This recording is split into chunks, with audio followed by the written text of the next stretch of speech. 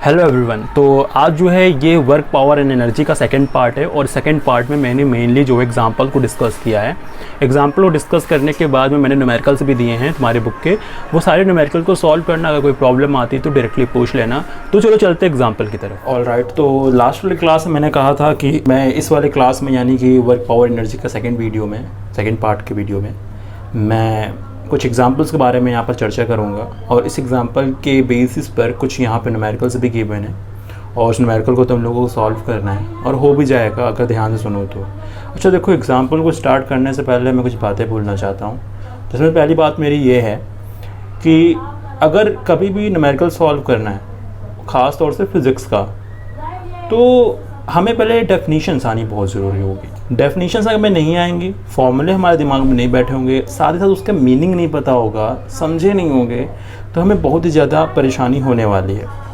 तो I hope कि तुम लोगों ने अपना पढ़ाई कर लिया है, जो मैंने बताया था इसके जस्ट पहले वाले वीडियो में। अगर वाला वीडियो अभी तक नहीं देखा है तो ऊपर आई बटन पे लिंक है, लिंक पे क्लिक करके पहले वाला वीडियो देख लो, उसके बाद में वीडियो को यहीं से कंटिन्यू कर लो, ठीक है। तो चलो, अगर जिन लोगों ने पढ़ रखा हुआ है, अब उनको बस सिंपली क्या करना है, यहाँ पे कुछ कुछ बातों को देखना है और इसी को इम्प्लीमेंटेशन करना है हमें न्यूमेरिकल्स में, और देन हमारा आंसर आता चला जाएगा फटाफट। तो चलो देखो, सबसे पहला क्वेश्चन यहाँ पे देख सकते हैं। अच्छा देखो, एक बात और बोल दूँ कि अगर ये बुक का जो एग्जाम्पल्स अगर मैच नहीं करता अपने तुम्हारे लोग के न्यू बुक से, तो परेशान मत होना, सबका बेसिस वही है, ठीक है। ये मेरे पास में 2 साल 3 साल पुरानी बुक है, जिसकी वजह से हो सकता है कुछ मैटर चेंज हो गया हो आपके बुक से, तो उसके लिए परेशान मत होना, बस समझो कि क्या है। जब कभी न्यूमेरिकल हम लोग पढ़ते हैं या फिर एग्जांपल सॉल्व करते हैं, तो उस टाइम पे हम लोग सिर्फ और सिर्फ क्वेश्चन को पढ़ते हैं और समझते हैं, बाकी सॉल्यूशन जो होता है खुद से सॉल्व करने की कोशिश करते हैं। जिससे पहले यहाँ देखो क्वेश्चन लिखा है, crane pulls up a car of mass 500 kg to a vertical height of 4 metre, calculate the work done by the crane. जैसे कि मैंने पहले वाले क्लास में बताया था पार्ट 1 में कि अगर कोई भी मास m है, g ग्रेविटी लग रही है और सम हाइट अगर वो गेन कर रहा है, तो उस टाइम पे हमारे पास में एक फॉर्मूला होता है, इसको हमने mgh का नाम दिया था। अभी इसके बाद में जो पार्ट 3 या फिर पार्ट 4 कोई वीडियो आएगा जब, तो उस टाइम पे हम उसको और डिटेल करेंगे, लेकिन हमें वहाँ पे पता होता है कि हमें वहाँ पर सिर्फ और सिर्फ mgh लगाना होता है। अगर मान लो कि mgh ना पता हो, कोई बात नहीं, एटलीस्ट ये तो पता है ना W = F × S होता है, इतना तो पता है ना। F क्या होता है? F मास इंटू ग्रेविटी होता है कि नहीं होता है। और यहाँ पे S क्या है? एक हाइट है जो कि फ्रॉम द ग्राउंड है, कितना है 4 मीटर, तो H। तो इस वाले फॉर्मूले से भी इसको ट्रांसफॉर्म करके हम आसानी से कर सकते हैं, mgh लगा सकते हैं। क्योंकि अभी हम लोग क्या निकाल रहे हैं, अभी ये पूछा वर्क डन भाई निकालो, तो वर्क डन जाहिर सी बात हम किस में निकालते हैं, वो निकालते हैं हम लोग हमेशा और हमेशा जूल में। तो आंसर बेहद सिंपल है, सिंपली 500 kg का 4 मल्टीप्लाई करने के बाद में, और हमें जो g की वैल्यू है यहाँ पे 9.8 अगर गिवन नहीं है तो हम उसको लेट कर लेंगे और उसी को लगाएंगे, then we will get our answer, ठीक है। बड़ा ही आसान सा क्वेश्चन था फर्स्ट वाला। आप सेकंड की तरफ चलते हैं। सेकंड में क्या लिखा है, a force of 10 newton displaces a body by a distance of 2 metre at an angle 60 degree to its own direction, find the amount of work done. कितना आसान है ये क्वेश्चन, ध्यान समझना इसमें क्या क्या चीज़ दिया हुआ है। पहले का एक फोर्स है 10 न्यूटन का, जो डिस्प्लेस कर रहा है बॉडी को बाय अ डिस्टेंस 2 मीटर और at an angle 60 degree to its own direction. अगर मान लेते किसी बॉडी में अगर हम लोग फोर्स अप्लाई कर रहे हैं और उसी फोर्स डायरेक्शन के जस्ट 60 डिग्री के एंगल पर बॉडी मूव कर रही है, देन हमें क्या करना होगा। तो एक फॉर्मूला हम लोगों ने पढ़ कर रखा हुआ था, Fs cos थीटा, और Fs cos थीटा में इसको पुट करेंगे। यहाँ पे Fs cos थीटा क्यों लगेगा, इसके पीछे का सिर्फ और सिर्फ एक ही रीज़न ये है कि मान लेते हैं कि एक फोर्स अप्लाई कर रहे हैं और ये किसी न किसी हॉरिजॉन्टल फोर्स से थीटा एंगल पे सिचुएटेड होगा। ये थीटा है, तो थीटा की वैल्यू गिवन है और डायरेक्शन जो है बॉडी के मोशन का वो इधर साइड में हो रहा है, तो इसलिए हॉरिजॉन्टल कंपोनेंट ले रहे हैं, ना कि वर्टिकल कंपोनेंट ले रहे हैं। और मैंने पहले क्लास में बताया भी था कि हॉरिजॉन्टल वर्टिकल कंपोनेंट क्या होता है। तो यहाँ पे Fs cos थीटा लगाएंगे, जैसे Fs cos थीटा लगाएंगे, then we will get our answer. बड़ा आसान सा चीज़ है, और चूँकि हम लोग निकाल रहे हैं वर्क डन, देन यहाँ पे हम लोग असाइन करेंगे जूल को, ठीक है, बेहद आसान है। और नेक्स्ट क्वेश्चन की तरफ चलते हैं। चलो इधर देख लो, बहुत ही सिंपल सा क्वेश्चन है, अगर दिख रहा हो तो। इसमें लिखा है, boy of mass 40 kg runs up a flight of 50 steps each 10 centimetre high in 14 seconds. तो first of all we have to find the work done by the boy and the second one the power developed. तो आओ यहाँ पर पहले समझते हैं कि क्या कहना चाह रहा है। तो क्वेश्चन, ऐसे क्वेश्चन जो होते हैं ना थोड़ा सा अच्छे माने जाते हैं, क्योंकि एग्ज़ाम में पूछने की जो इसकी फ्रिक्वेंसी होती है ना थोड़ी ज़्यादा होती है।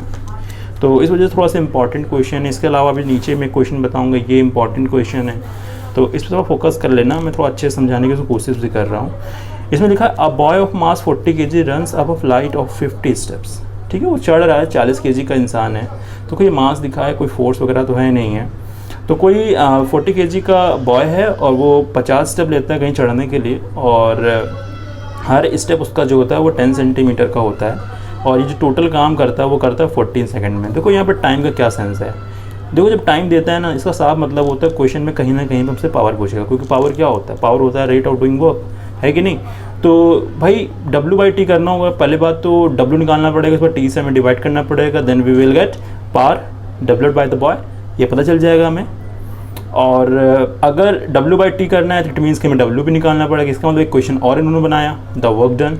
तो इसीलिए दोनों आपस में बड़े इंटरकनेक्टेड। तो एक चीज़ अगर निकाल लिया फिजिक्स में, दूसरी चीज़ के लिए हमें मशक्क़त नहीं करनी पड़ती, वो तुरंत आ जाता है। और याद ये भी रखना है कि अगर यहाँ पे एक भी क्वेश्चन शुरुआत में गलत होता है या फिर कैलकुलेशन में मिस्टेक आती तो सारे के सारे क्वेश्चन गलत हो जाते हैं। ऐसा नहीं है कि एक क्वेश्चन दूसरे क्वेश्चन से इंडिपेंडेंट हो, बल्कि डिपेंडेंट होते हैं। तो ठीक है, चलो हम लोग इसको पढ़ाते हैं, आगे बढ़ाते हैं। तो 40 kg का लड़का है, 50 स्टेप ले रहा है चढ़ने के लिए, हर स्टेप जो है उसका 10 सेंटीमीटर का है। तो अगर हर स्टेप 10 सेंटीमीटर का है तो ये चेक कर लेते हैं 50 स्टेप में कितने सेंटीमीटर होंगे। तो सिंपल से आंसर होगा 50 × 10 दैट इज़ 500 सेंटीमीटर। अब 500 सेंटीमीटर दिया तो केजी और सेकंड में है, तो ऐसा ही सिस्टम है, बनाना पड़ेगा। तो 10 × 50 that is 500 second, it means कि 5 मीटर हो जाएगा। तो ये 5 मीटर हाइट हो गई। अच्छा जी, अब आगे बात करते हैं। जी की वैल्यू गिवन है क्या? हाँ जी, जी की वैल्यू गिवन है। अब हम लोग क्या निकालना होता है, हमें डब्ल्यू अगर निकालना है तो लगाना पड़ेगा F × S। चलो S तो ऑलरेडी निकाल लिए हैं, वो है 5 मीटर। ठीक है, F कैसे निकालेंगे, क्योंकि F तो दिया नहीं कहीं पे भी, दिख रहा है ना, F तो कहीं है ही नहीं है।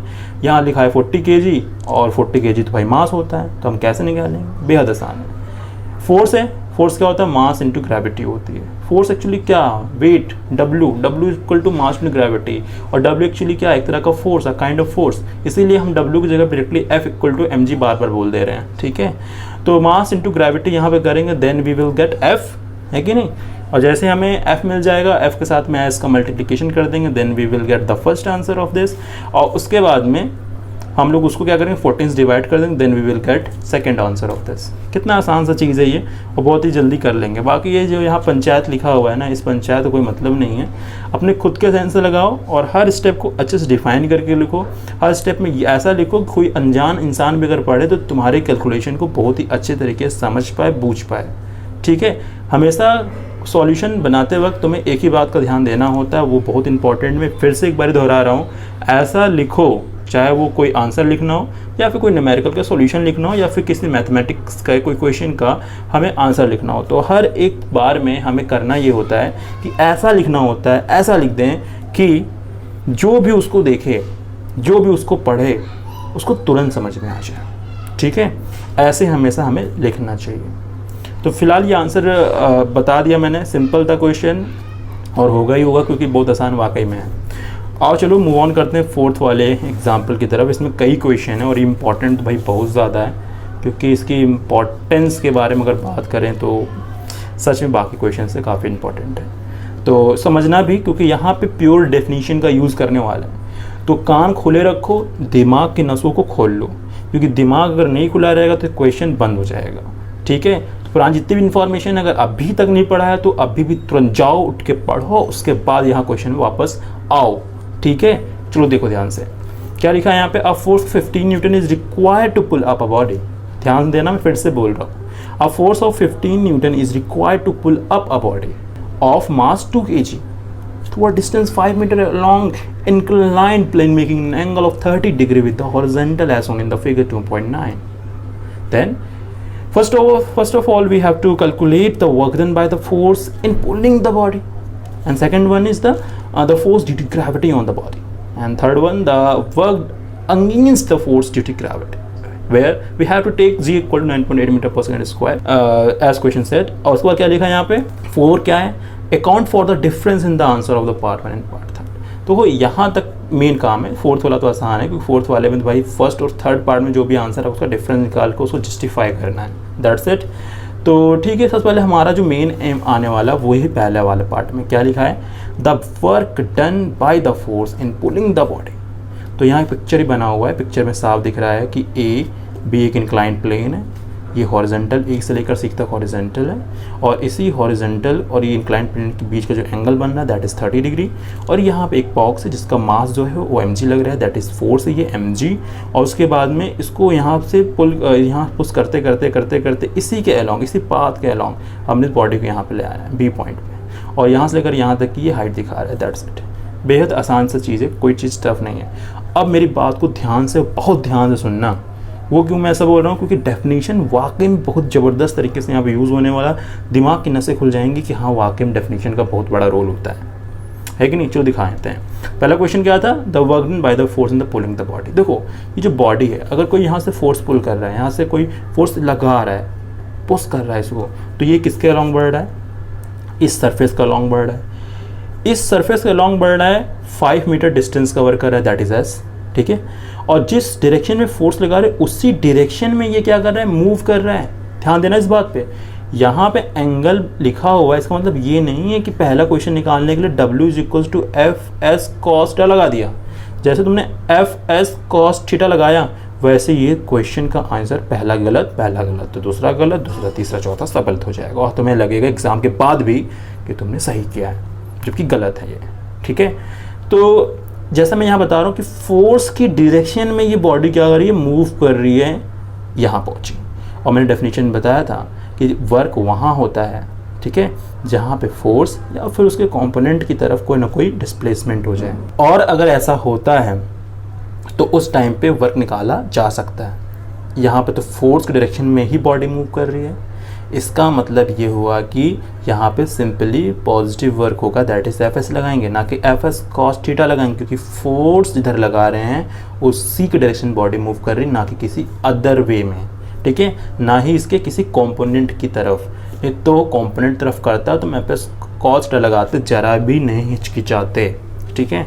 तो इस वजह से जिस डायरेक्शन में ये बॉडी मूव कर रही है, डिस्प्लेसमेंट पता है, फोर्स पता है, देन क्या करेंगे, only we have to do multiply them, ठीक है। दोनों को मल्टीप्लाई करेंगे, then we will get answer of first question, ठीक है। तो ये हो गया 15 × 5 दैट इज 75 जूल, क्योंकि वर्क डन निकालना था। ये बात यहाँ पे खत्म हो गई। अब आते हैं सेकंड वाले पे। सेकंड क्या लिखा था, the force due to gravity on the body. ध्यान सुनना मेरी बात, क्या मैंने बोला, the force due to gravity on the body.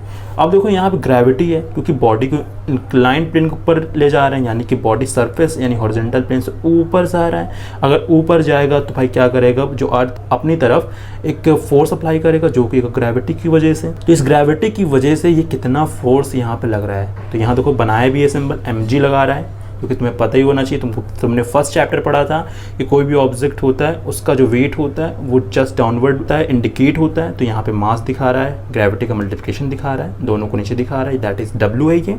तो मास इंटू ग्रेविटी जैसे करेंगे हम लोग वैसे हमें क्या मिल जाएगा, force due to gravity on the body, ठीक है। और हमें कुछ तो इसमें खास करना ही नहीं पड़ेगा हमें। तो हम लोग क्या करेंगे, force equal to mass to gravity कर देंगे। मास में 2 kg ऑलरेडी देख रखा हुआ तो ऊपर क्वेश्चन में, और जी तो ऑलरेडी यहाँ पे दिया हुआ है थर्ड वाले क्वेश्चन में, that is 9.8 metre per second square, ठीक है। अच्छा, कभी कभी कुछ लोगों के दिमाग में ये प्रॉब्लम आ जाती है कि थर्ड वाले क्वेश्चन में जी दिया है तो हम थर्ड वाले क्वेश्चन के लिए सॉल्व करेंगे। अरे भैया ऐसा नहीं है, ठीक है। ऐसा नहीं होता कि भाई तुम थर्ड वाले के लिए इस्तेमाल करो। तो कहीं पे भी क्वेश्चन में कहीं पे प्रॉब्लम आती है वहाँ पे यूज किया जा सकता है जो भी इन्फॉर्मेशन क्वेश्चन में गिवन होती है। तो सेकंड वाला क्वेश्चन हमने बड़ा आसानी से निकाल लिया, इसका आंसर आ जाएगा न्यूटन में ही आएगा, क्योंकि हम लोग W निकाल रहे हैं ना, वेट निकालना है, और वेट तो भाई न्यूटन में ही आएगा। तो मल्टीप्लिकेशन जैसे ही करेंगे then we will get this answer of the second question. और उसके बाद में देखो थर्ड वाला क्या है, थर्ड वाला लिखा the work done against the force due to gravity. ये थोड़ा सा इंपॉर्टेंट है और थोड़ा सा कन्फ्यूजिंग है, ऐसा इसलिए मैं बोल रहा हूँ, यहाँ पे लोग पढ़ते कम है करते ज़्यादा हैं। तो पहले पढ़ो ध्यान से, क्या लिखा है, the work done against the force due to gravity. भाई देखो बॉडी में वेट तो है, क्योंकि 19.6 न्यूटन का फोर्स वो उसका डाउनवर्ड लग रहा है। तो 19.6 न्यूटन का जो डाउनवर्ड फोर्स लग रहा है, पहले तो हम उसको ओवरकम कर रहे हैं बॉडी को ऊपर ले जाने के लिए, यानी A से B तक ले जाने के लिए। अब 19.6 को हमें ओवरकम नहीं करेंगे तो बॉडी ऊपर जाएगा ही नहीं। तो इसका मतलब ये हुआ कि हमें काम तो करना पड़ रहा है ना, किसके अगेंस्ट करना पड़ रहा है, फोर्स ड्यू टू ग्रेविटी की अगेंस्ट करना पड़ रहा है, करना तो पड़ेगा ही करना पड़ेगा। इसीलिए तो कहा जाता है ना, हॉरिजॉन्टल में ले जाने में आसानी होती किसी भी ऑब्जेक्ट को, लेकिन अगर मान लेते उसको सीढ़ी पे ले जाना है, सीढ़ी से ले जाना है या स्लोप से ले जाना है, तो उस टाइम पे क्या होगा, हमें मेहनत ज़्यादा लगती है। क्यों लगती है? क्योंकि वहाँ पर उस बॉडी पर, क्योंकि सरफेस से ऊपर जा रहा है, ग्राउंड लेवल से ऊपर जा रहा है, तो उसके अंदर में कुछ ना कुछ एनर्जी और स्टोर होने लगेगी, जो कि होगी ड्यू टू ग्रेविटी, और उसको नीचे खींचेगा, तो हमें मेहनत ज़्यादा लगेगी।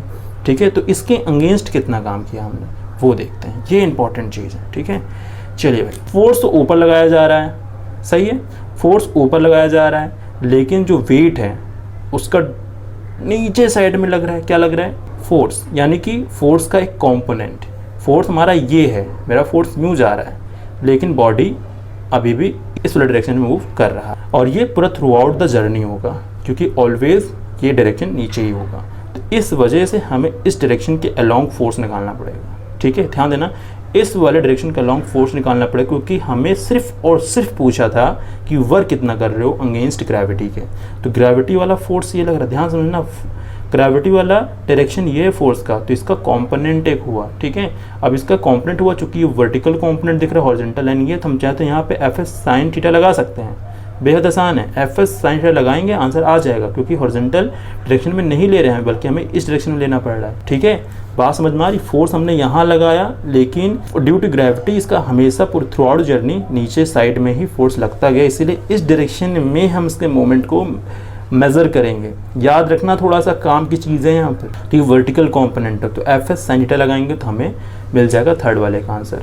जब थर्ड वाले का आंसर हमें मिलेगा, दैट इज़ 49 जूल आएगा, और 49 जूल आ गया तो कह रहा थर्ड और फर्स्ट का डिफरेंस बताइए। तो 75 में 49 जब हम लोग माइनस करेंगे, then we will get 16 joule. और 16 जूल का डिफरेंस क्यों आ रहा है? क्योंकि 16 जूल जो है वो हमारा एक्स्ट्रा काम लग रहा है, क्योंकि एक्चुअली में 16 joule is the work done against the force of friction between the body and the inclined plane. ठीक है, और अगर ये फ्रिक्शन नहीं होता तो ये 49 जूल जो आए, 49 जूल नहीं बल्कि 75 ही आता फिर, और इसका मतलब ये हो जाता है कि आइडियल कंडीशन है। तो आइडियलिटी क्या होती है, या फिर जो भी चीज़ें से रिलेटेड है, वो सब तो हम मशीन चैप्टर में पढ़ लेंगे आसानी से। तो ये क्वेश्चन थोड़ा सा इंपॉर्टेंट था, अगर अभी भी समझ में नहीं आ रहा तो वीडियो को थोड़ा सा पीछे ले जाओ और वापस से देखो। ठीक है, ये काम करना है। और साथ ही साथ में क्या काम करूँगा, फोर्थ वाले क्वेश्चन के लिए मैं एक टाइम स्लॉट दे देता हूँ डिस्क्रिप्शन बॉक्स में, अगर टाइम स्लॉट पे डायरेक्टली क्लिक कर दो तो डायरेक्टली पीछे जाने का ज़रूरत नहीं पड़ेगा, वीडियो अपने आप ही वहाँ से रिस्टार्ट हो जाएगा। तो आते हैं क्वेश्चन नंबर 5 में। अब आसान होकर बातें क्वेश्चन 4 तक समझ में आ गई है, तो बाकी सब तो बहुत ही आसान है। जैसे ये लिखा है, 5वां नंबर लिखा है, calculate the power of an engine required to lift 10 to the power 5 kg of coal per hour from a mine 360 metre deep, और here we take g equal to 10 metre per second square, है ना। यही लिखा है यहाँ पे, calculate the power निकालना है। देखो पावर निकालना, डब्ल्यू बाई जरूरत पड़ेगी, साथ में टाइम जरूरत पड़ेगी, टाइम तो दिया हुआ है, पर आर मतलब कि 60 × 60, ठीक है, सेकेंड्स में हो जाएगा। और हमें क्या करना है, इतने मास को इतने डीप से बाहर निकालना है, और जी दिया है, यानी मास गिवन है, जी गिवन है, एस गिवन है, और डिवाइडेड बाई 60 × 60 कर देंगे, then we will get our answer. ठीक है, इसके बाद में क्या है, इसके बाद में क्वेश्चन नंबर 6 पे आते हैं। उस पर क्या लिखा हुआ है, electric motor of power 100 watt is use to drive the stirrer to a water bath, and if 50% of the energy supplied to the motor is spent in stirring the water, calculate the work done on water in 1 minute। इसमें भी same फंडा है, बेहद आसान question है। कह रहे हैं इलेक्ट्रिक मोटर, इसका पावर गिवन है आपकी बात, यानी P गिवन है हमें, बहुत अच्छी बात है, और is use to derive the stirrer in a water bath। ठीक है, इसका यूज़ करते हैं, और 50% जो एनर्जी होता है ये मोटर को सप्लाई करते हैं ताकि स्टर हो पाए, वाटर स्टर कर पाए। तो हमें कैलकुलेट कराना है कि वाटर 1 मिनट को वाटर को स्टर करने में कितना एनर्जी खर्च होगी, ये हमें बताना है। तो P गिवन है, ठीक है, और P का ही क्या कर रहा है, 50% यूज़ किया जा रहा है, तो अगर P का 50% निकालेंगे तो 50 वाट आ जाएगा, 50 वाट आ गया, 50 वाट इक्वल टू हो जाएगा W बाई टी हो जाएगा। तो भाई क्या करना है, हमें तो वर्क डन निकालना है, तो अगर हम लोग P equal to W by T लिखते हैं तो W इक्वल टू क्या हो जाएगा, P × T हो जाएगा। T गिवन है, क्योंकि ये बोल ही रहा है कि 1 मिनट में बताओ, तो 60 हो जाएगा सेकेंड्स। और रही बात P की, तो P ऑलरेडी गिवन है, बस दोनों को मल्टीप्लिकेशन करेंगे, then we will get our answer. बेहद आसान है, सब क्वेश्चन इतने कठिन नहीं हुए हैं। जो क्वेश्चन था वो थर्ड और फोर्थ वाला थे, उसके बाद तो सब सिंपल ही है। उसके बाद अगर मान लेते क्वेश्चन नंबर 7 को देख लो तो कितना आसान। A man exerts the force of 200 newton pulling a cart at a constant speed of 16 metre per second, calculate the power spent by man. कितना कितना आसान क्वेश्चन है। अब देखो एक फॉर्मूला मैंने बताया था F/V करने वाला, F/V पे बहुत क्वेश्चन बनते हैं। डायरेक्टली फॉर्मूला है, यूज़ करो F/V, then you will get your answer, ठीक है। और उसके बाद देखो क्या लिखा है यहाँ पे 8 नंबर वाले में क्या था, work done by the heart is 1 joule per beat, calculate the power. ये तो यूनिटरी मेथड से भी हो सकता है। इसे क्या बोला है कि भाई वर्क डन जो है वो 1 जूल पर बीट, यानी 1 बीट अगर बजेगा हार्ट तो उस टाइम पे क्या हो जाएगा, 1 जूल एनर्जी हमारी खर्च हो जानी है। तो बताना है यहाँ पे calculate the power of the heart if its beats 20 time in 1 minute. सही बात है, हमें क्या बताना है, टाइम से हमें कोई मतलब फिलहाल नहीं, टाइम सिर्फ इसलिए दिया गया हुआ है क्योंकि हमें पार निकालना है। रही बात यहाँ पे क्या लिखा, 72 टाइम्स कर रहा है, यानी एक बीट पे तो 1 जूल खर्च हो रहा था, तो 72 टाइम्स अगर बीट कर रहा है 72 जूल खर्च होगा। 72 जूल भाई टोटल वर्क हो गया। उसके बाद में अगर 60 से अगर डिवाइड करेंगे then we will get 1.2 seconds, that is 1.2 joule per second, that means 1.2 watt आ जाएगा। बेहद आसान है। इसके अलावा देखो एक क्वेश्चन यहाँ पे भी है 9th वन, तो इसमें क्या लिखा है, express 5 kilo watt into joule. तो मैंने कहा था कि 1 किलो वाट आर में क्या होता है, बताया था ना, 1 किलो वाट आर में होता है 3.6 इंटू 10⁶ जूल होता है। इसको 5 से अगर मल्टीप्लाई कर देंगे देन सॉल्व हो जाएगा। सिंपल एक इधर भी है, the energy in electron of this express in 18 electron volt. तो मैंने कहा था कि 1 इलेक्ट्रॉन वोल्ट में होता है 1.6 इंटू 10⁻⁻19 जूल। तो ये जूल में ही दिया हुआ है, हमें बताना है कि बताओ इलेक्ट्रॉन वोल्ट में इसको एक्सप्रेस करना है। तो सिंपल सी बात है कि 1 इलेक्ट्रॉन वोल्ट में ये है, तो अगर इसके इलेक्ट्रॉन वोल्ट निकालना चाहते तो क्या काम करेंगे हम लोग, 4.0 इंटू 10⁻19 को 1.6 इंटू 10⁻19 से डिवाइड कर देंगे, देन क्या हो जाएगा, ये इलेक्ट्रॉन वोल्ट में कन्वर्ट हो जाएगा। That's it. बेहद आसान से क्वेश्चन थे। देखो इसमें ये छोटे मोटे क्वेश्चन हैं, अच्छे क्वेश्चन में जैसे ये क्वेश्चन माना जाता है, ये माना जाता है, ऐसे क्वेश्चन आएंगे। और देखो जब पावर पूछेगा तो भाई देखो वर्क तो निकालना ही पड़ेगा। तो कभी अगर वो पावर पूछ लिया मतलब कि तुमसे एक स्टेप ज़्यादा करवा लिया, सिर्फ अगर वर्क डन पूछा है तो आसान ही है। तो इतने क्वेश्चन के बेसिस पे यहाँ पे न्यूमेरिकल्स हैं, कुल मिला के मेरे बुक में तो 14 है, हो सकता है कि वेरी कर सकता है न्यू बुक में। तो 14 जितने भी यहाँ पे क्वेश्चन है बेहद आसान है।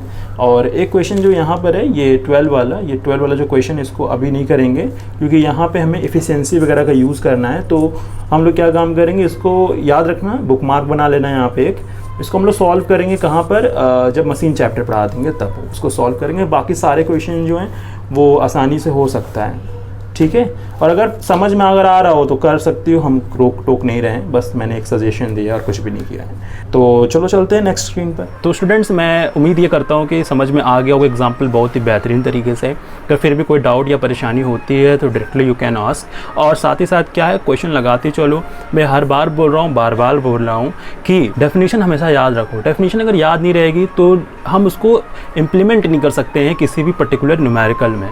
और न्यूमेरिकल में जब तक डेफिनेशन इंप्लीमेंट नहीं होगा, इसका साफ मतलब है कि वो क्वेश्चन कभी आना ही वाला नहीं है। इसलिए डेफिनेशन को फोकस करो, सिर्फ उसको रटना नहीं, समझना भी, क्योंकि फिजिक्स रटने का नहीं समझने का विषय है, ठीक है। तो चलो चलते हैं, फिर मिलते हैं इसके पार्ट 3 वाले वीडियो में। तो बहुत जल्दी पार्ट 3 मिल जाएगा, तब तक के लिए स्टे ट्यून्ड और देखते रहो और पढ़ते रहो। Bye bye, take care.